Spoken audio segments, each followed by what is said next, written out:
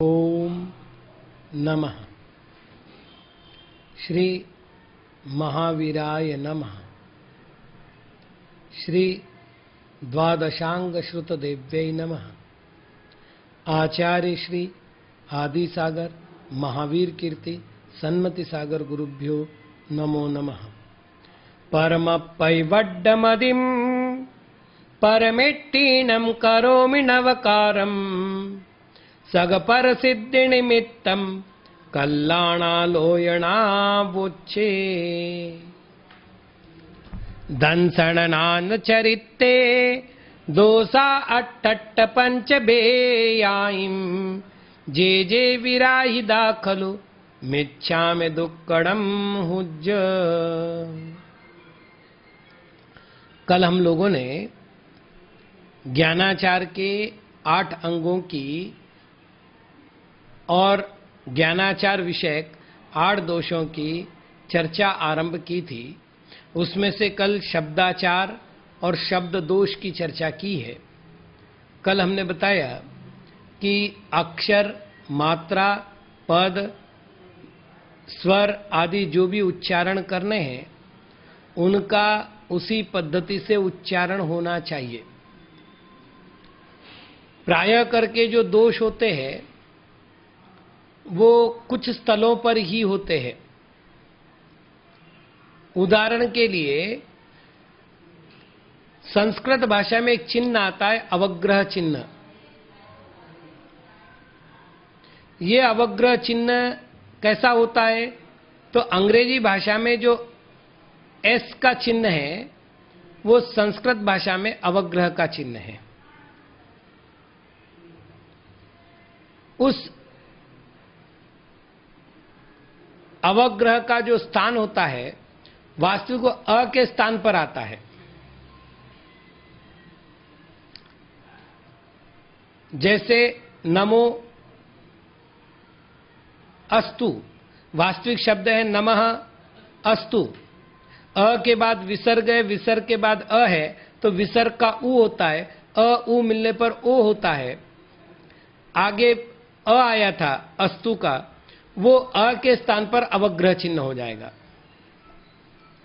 तो जो अवग्रह चिन्ह हुआ है वहां पर अकार नहीं बोलना है, अवर्ण का उच्चारण नहीं करना है, अपितु उच्चारण करना है नमोस्तु, अर्थात मुंह पर थोड़ा सा जोर दिया जाएगा नमोस्तु। प्रायः करके मैंने देखा है नमोस्तु के लिए दोष नहीं करते, लेकिन बाकी जो शब्द आते वहां पर वो अ पढ़ते हैं। ये शब्द का महानतम दोष है उच्चारण विषयक।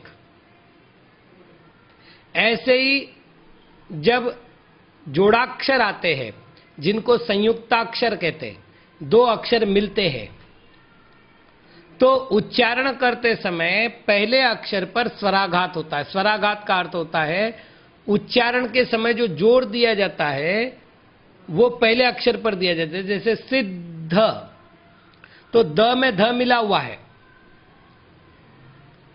लेकिन हम जोर दे रहे सी पर, सिद्ध। अब आप देख लीजिएगा भक्तामरप प्रणत, तो वो जो प्र है वो है प र और अ।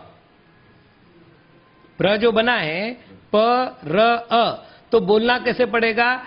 पहले र पर जोर देंगे, भक्तामरप प्रणत मौलिमणि प्रभाणा मुद्योतकम दलित पापतमोवितानम। तो ये जो संयुक्त अक्षर जहां भी आएगा, अरिहंत, एक महत्व का नियम और है। जैसे मैं आपको बड़ा सरल उदाहरण देता हूं।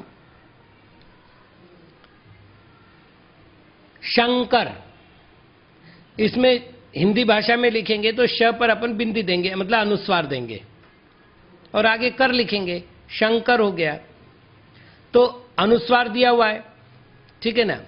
ऐसे ही तम तु, त पर बिंदी दिए।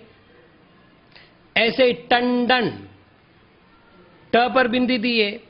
ऐसे ही पंप, प पर बिंदी दिए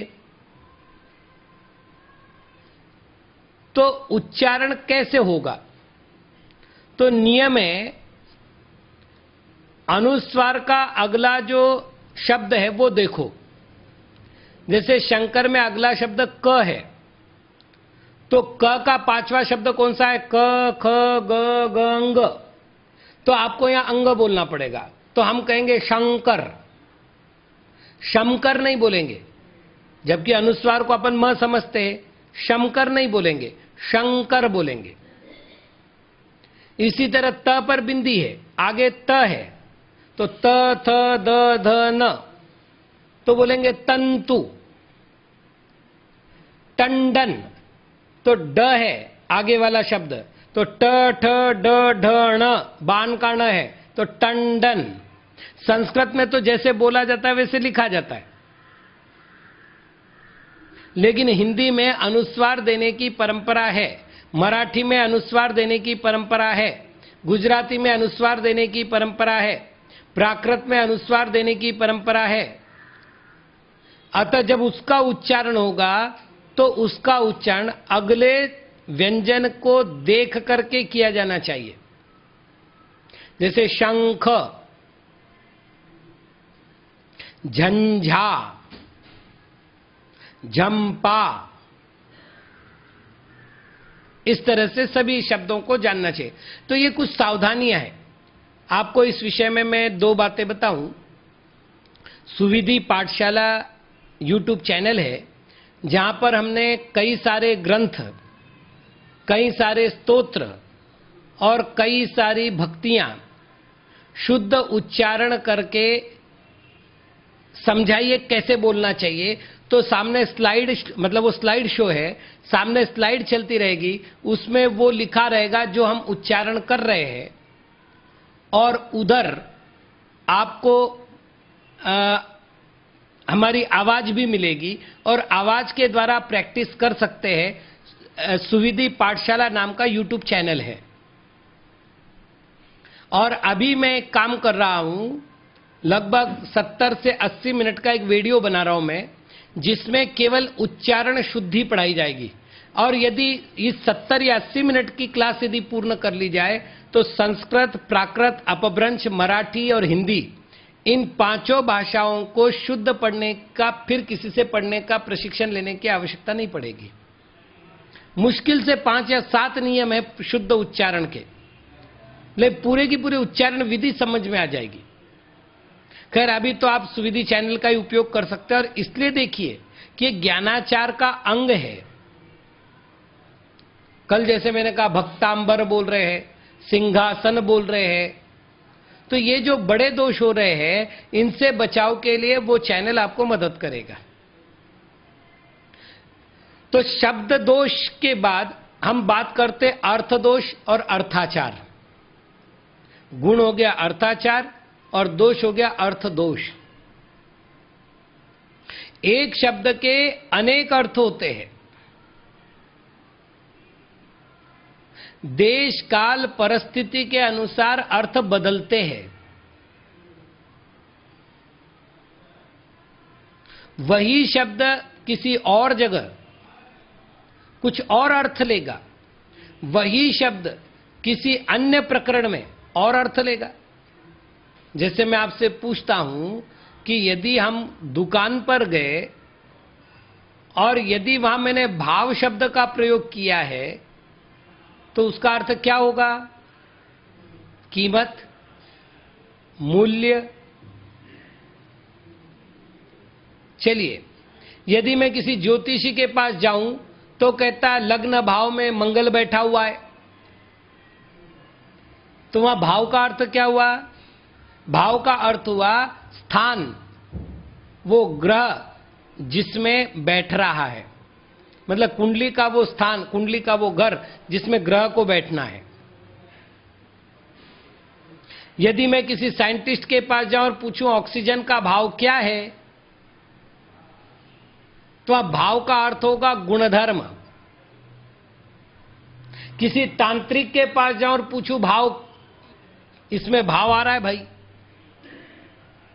तो भाव का अर्थ होगा व्यंतर बाधा, भूत बाधा।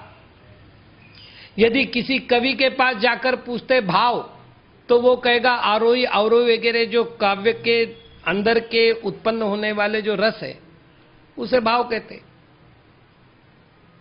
लोक मर्यादा में व्यंग भाषा का प्रयोग है, ज्यादा भाव मत खा। तो यहां भाव शब्द का अर्थ अहंकार। इनके भाव बड़े निर्मल है, इनके भाव बड़े अपवित्र है। यहां जो भाव शब्द का प्रयोग कर रहे हैं उसका अर्थ क्या है? परिणाम। जैन धर्म में भाव शब्द से द्रव्य भी लिया है, गुण भी लिया है, पर्याय भी लिया है। और भवतीति भाव जो होता है उसको भाव कहते। और भी अनेक अलग क्षेत्र में भाव शब्द के अलग अलग अर्थ है। हम क्या करते हैं, जिस स्थान पर जाते हैं, जिस विषय में चर्चा कर रहे होते हैं, वहां पर उस विषय के अनुरूप ही वहां पर भाव का अर्थ लेते हैं।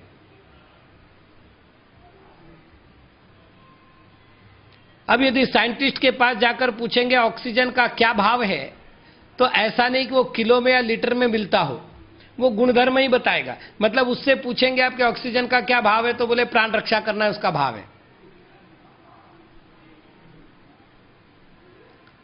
तो शब्दों के अलग अलग अर्थ होते हैं और उन अलग अलग अर्थों को उसी प्रकरण में उसी अर्थ में करना चाहिए। अब मैं आपको तत्वार्थ सूत्र का एक उदाहरण देता हूं।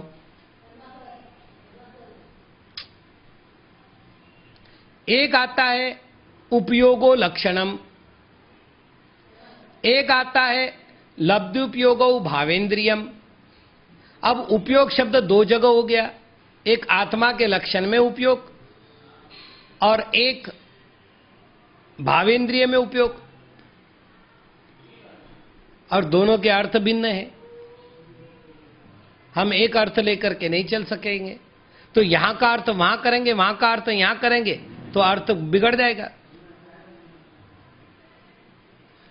तो जिस प्रकरण में जो अर्थ है वही अर्थ ग्रहण करना चाहिए एक। इसी प्रकार जिस अनुयोग में जो अर्थ है वही ग्रहण करना चाहिए। जैसे आपको एक उदाहरण दूं, समय सार, परमात्मा प्रकाश, प्रवचन सार इत्यादि आध्यात्मिक ग्रंथों में शुद्धोपयोग का अर्थ है राग और द्वेष से रहित परिणाम। भगवती आराधना और मूलाचार चरणानुयोग का ग्रंथ है। इसमें शुद्धोपयोग का अर्थ है अपने गुणस्थान के योग्य आचरण रूप परिणाम। तो मूलाचार में लिखा है पुण्य के आश्रवभूत परिणाम कौन से है, तो उन्होंने कहा दया और शुद्धोपयोग।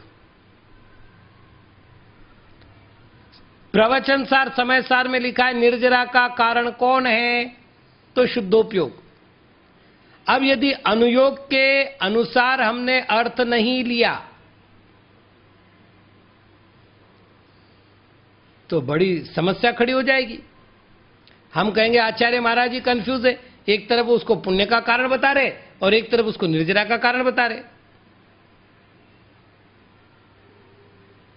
और आगे बढ़ते अपन, एक उदाहरण और देख लो। तत्वार्थ सूत्र में भूत शब्द का अर्थ किया है जीव। कहां किया? 6ठे अध्याय में। भूत वृत्त्यनुकंपा दान सराग संयमादि योग शांति शौच मिति सद्वेद्यस्य। भूतानुकंपा करो, भूतों पर दया करो। भक्तामर के 10वें पद्य में भगवान आदिनाथ को भूतनाथ कहा है।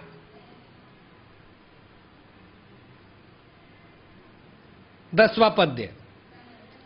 तो वहां भूत शब्द का अर्थ जीव है। अब एक प्रकरण और बता रहा हूं। तत्वार्थ सूत्र का 6ठा अध्याय अभी मैंने बताया। तत्वार्थ सूत्र के 4थे अध्याय में क्या है? तो चौथे अध्याय में लिखा हुआ है, व्यंतराह किन्नर किम पुरुष महोरक गंधर्व यक्ष राक्षस भूत पिशाचाह। भूत एक व्यंतर जाति का देव है। और अब थोड़ा सा और चेंज कर लेते अपन, काल में भी तो भूत शब्द आता है। तो भूत का अर्थ क्या हुआ? जो बीत गया। अब आचार्य महाराज कह रहे भूतानुकंपा करो, मतलब जो बीत गया, जो चला गया उस पर अनुकंपा करो। तो यह अर्थ नहीं करना है।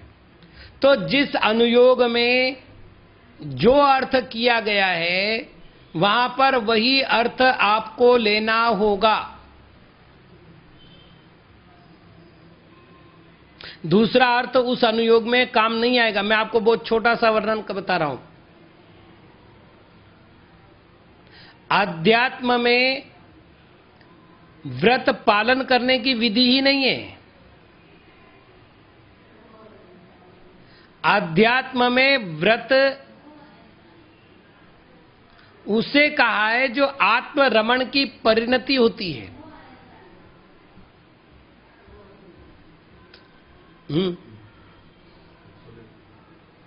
और यहां अर्थात चरणान योग में व्रत का अर्थ होता है पापों को छोड़ना, मतलब आत्म परिणति को ग्रहण करने का नाम व्रत है। तो अध्यात्म में व्रत का अर्थ संकल्प हुआ, और चरणान योग में व्रत का अर्थ हो गया पापों को छोड़ना, यानी कुछ को अलग करना। हिंसा नुतस्ते या ब्रह्म परिग्रह्य विरतिर्व्रतम। तो व्रत छोड़ना है पापों को। तो यदि हमने उस अर्थ के गांभीर्य को नहीं समझा तो क्या होना है कि यहां का अर्थ वहां कर लिया, वहां का अर्थ यहां कर लिया, और सब अर्थ उल्टे हो गए। तो पहली अपेक्षा मैंने बताई, शब्दों के अनेक अर्थ है, प्रकरणवशात उसका अर्थ लिया जाए। दूसरी अर्थ की विधि मैंने बताई कि 4 अनुयोग है, 4 अनुयोग में अलग अलग उसकी शब्दावलियां हैं, उस शब्दावली का अर्थ वहां पर वही लिया जाए। अब आपको एक मनोरंजक उदाहरण दे रहा हूं। भगवान का एक नाम दिया है पुराण पुरुष। वहां पुराण का अर्थ क्या है? प्राचीन।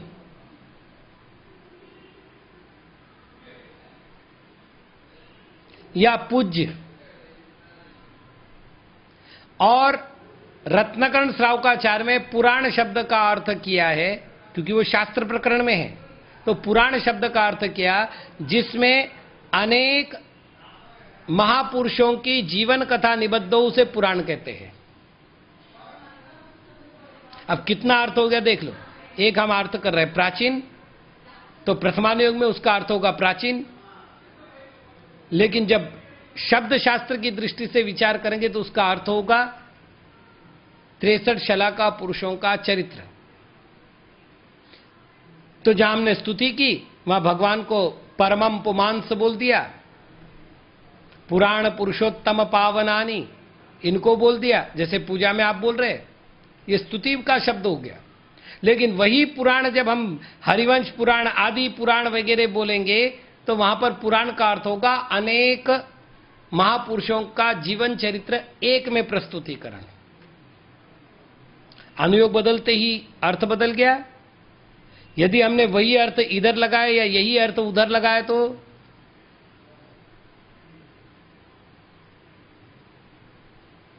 अब आप देख लीजिएगा। ऐसे सैकड़ों उदाहरण दिए जा सकते हैं, क्योंकि अर्थ करते समय प्रकरण आते हैं। तीसरा, जब जिस नए के अपेक्षा से अर्थ हो रहा हो उस समय उसी नए की अपेक्षा से अर्थ करना है। अब उदाहरण के लिए बता रहा हूं। आचार्य महाराज कहते हैं कि यह आत्मा पुग्गलकम्मादीनम द्रव्य संग्रह पुग्गल कम्मादीनम कत्ता व्यवहारदो दुनिच्छेदो छेदन कम्माणादा शुद्धनया शुद्ध भावाणम। यह आत्मा व्यवहार नय से पुद्गल कर्म आदि का करता है। पुग्गल कम्मादीनम कत्ता व्यवहारदो निच्छेदो छेदन कम्माणादा। निश्चय ने से यह आत्मा चैतन्य कर्मों का करता है, अर्थात भाव कर्मों का करता है। और शुद्ध निश्चय ने से शुद्ध नया शुद्ध भावाणम, शुद्ध निश्चय ने से शुद्ध भावों का करता है। अब मैं व्यवहार नय से बात कर रहा हूं कि यह जीव पुद्गल कर्मादिकों का करता है। और कोई कहे बिल्कुल गलत, एक द्रव्य दूसरे द्रव्य का कुछ नहीं करता। जो एक द्रव्य दूसरे द्रव्य का कर्ता मानता है वो मिथ्या दृष्टि है, वो बहिरात्मा है, वो कभी मोक्ष नहीं जा सकता। तो क्या आचार्य परंपरा इस अर्थ को स्वीकार कर रही है? नहीं कर रही बाबा। शुद्ध नया शुद्ध भावाणम कत्ता हम बिल्कुल स्वीकार कर रहे हैं, ले अशुद्ध नयाणम अशुद्ध भावाणाम करता अर्थात चेतन कर्मों का करता, यह भी तो स्वीकार करना पड़ेगा। तो जिस समय जिस नय का विषय हो, महाराष्ट्र में एक विदुषी महिला हमसे मिली। उसने कहा आप मुझे बता दो समय सार में कहीं लिखा हो कि पंचामृत अभिषेक करना चाहिए। मैंने कहा बिल्कुल लिखा है। बोले आप निकाल के बताओ। मैंने कहा मैं निकाल के बताता हूं, लेकिन मेरा एक छोटा सा काम कर दे। बोलो। मैंने कहा छोटा सा काम यह है कि मुझे टीवी की दुकान से 1 किलो शक्कर लाके दे। दुकान काय की? टीवी की। और लाना क्या है? 1 किलो शक्कर। बोले आप सोच रहे हैं क्या बोल रहे हैं आप? टीवी की दुकान पर कहीं शक्कर मिलती है? मैंने कहा जहां ये कहा पुग्गल कम्मपदेष्टिदम छतम तु जान पर समयम, जो पुद्गल कर्म प्रदेशों में स्थित है उसको तुम पर समय जानो। और जीवो चरित दंसन नानठिदम तम ही समयम जान, और जो अपनी आत्मा में स्थित है, अपने ज्ञान दर्शन में स्थित है। अरे जहां ये लिख रहे नवीनानम न चरितम न दंसनम जानोगो शुद्धो, जीव में दर्शन नहीं है, ज्ञान नहीं है, चारित्र नहीं है। तो जब दर्शन ज्ञान चारित्र भी नहीं होगा,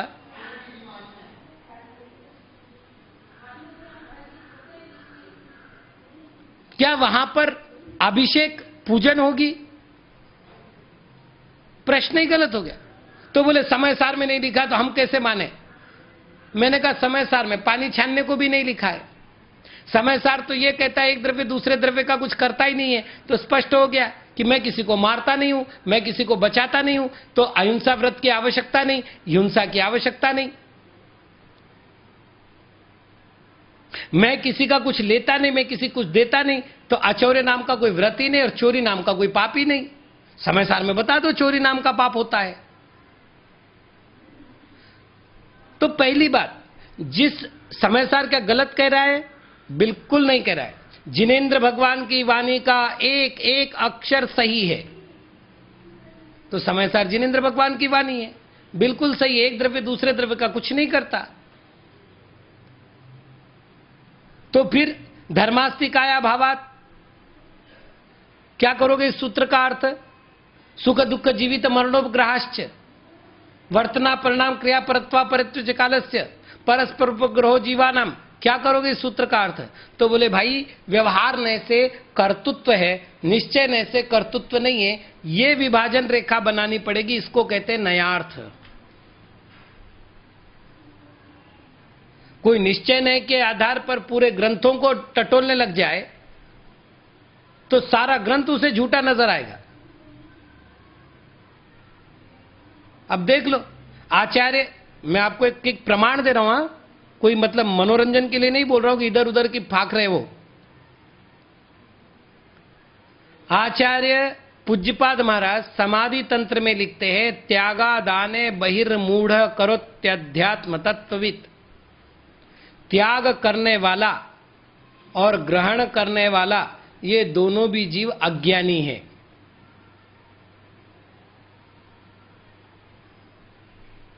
अब त्याग भी नहीं करना है और ग्रहण भी नहीं करना है, क्योंकि दोनों करने वाला अज्ञानी है। अब आप मुझे बताओ कैसे त्याग करूंगा? मैंने दूध का त्याग कर दिया, मतलब क्या किया? दूध का द्रव्य अलग, दूध का क्षेत्र अलग, दूध का काल अलग, दूध का भाव अलग। मेरा द्रव्य, मेरा क्षेत्र, मेरा काल, मेरा भाव अलग। मैंने त्याग किया, मतलब क्या किया?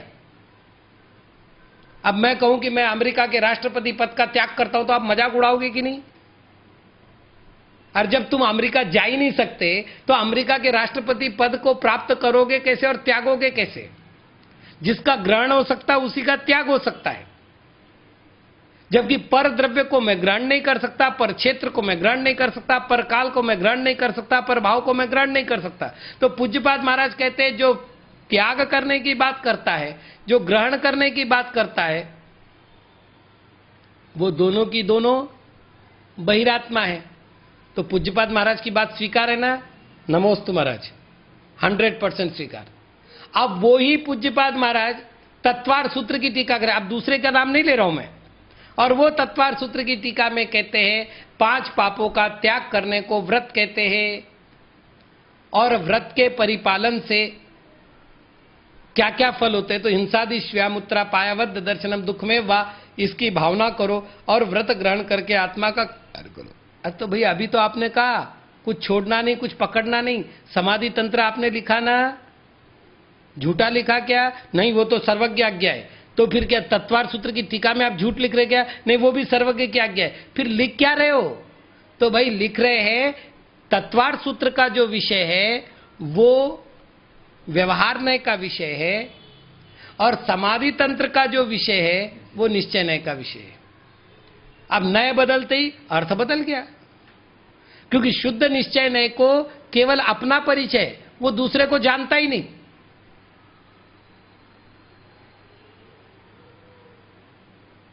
मैं आपसे पूछता हूं, बाबर तो जानते हो ना, जिसने मुगल साम्राज्य की नींव भारत में रखी, उस बाबर ने ताजमहल कितनी बार देखा?